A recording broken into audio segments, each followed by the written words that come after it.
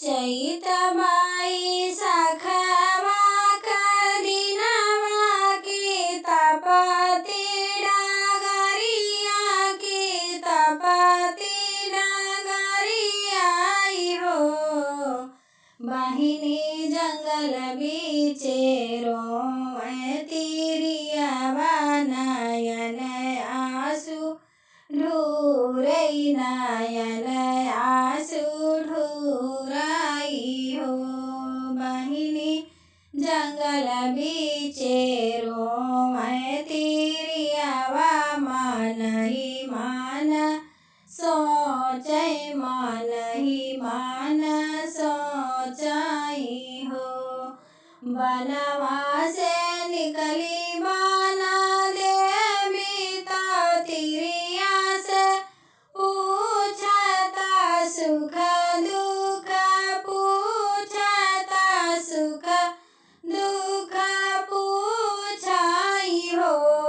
बेटी कमान संकट तुहरे जियारा तो काहे बिना रोई हो।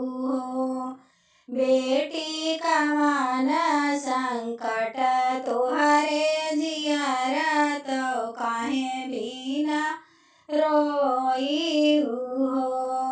यतनी वचन सुन तिरिया तो मैया से अर्ज करई देवी से अर्ज कर हो।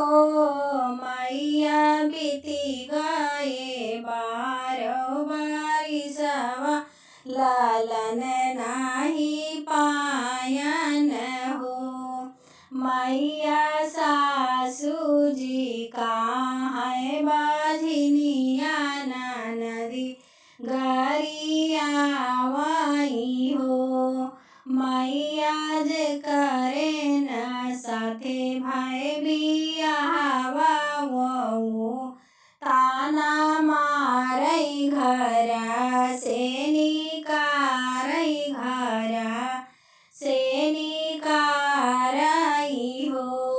मैया जे करे न साथे घूमे भावरिया वाऊ तनवा मारई वाऊ घर से निकारई हो। मैया कौनो जतन तू बताऊ त्यू परन मोरा हरि ले त्यू अपने संगवा रखती हो। मैया कौनो जतन तू बताऊ त्यू परण हरि लेती हो।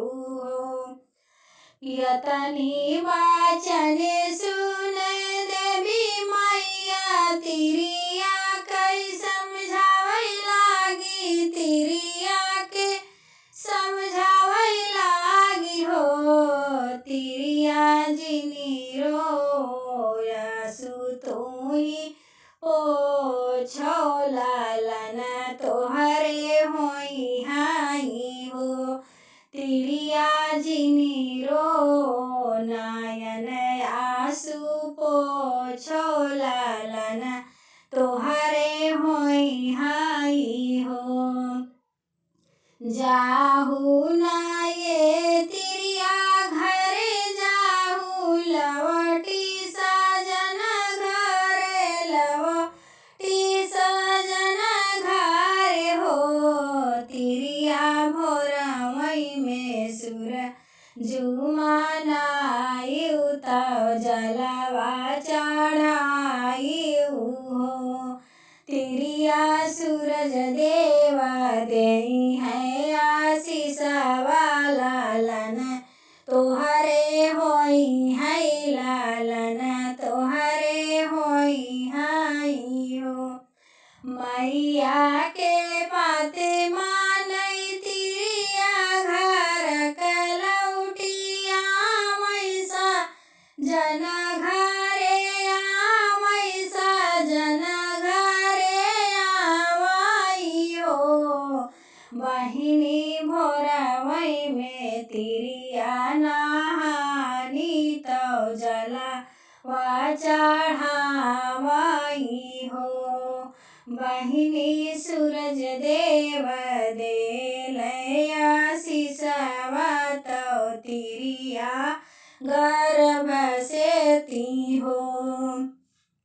सखिया सूरज देव दी आशीषवा तो तिरिया गर्भ से ती हो।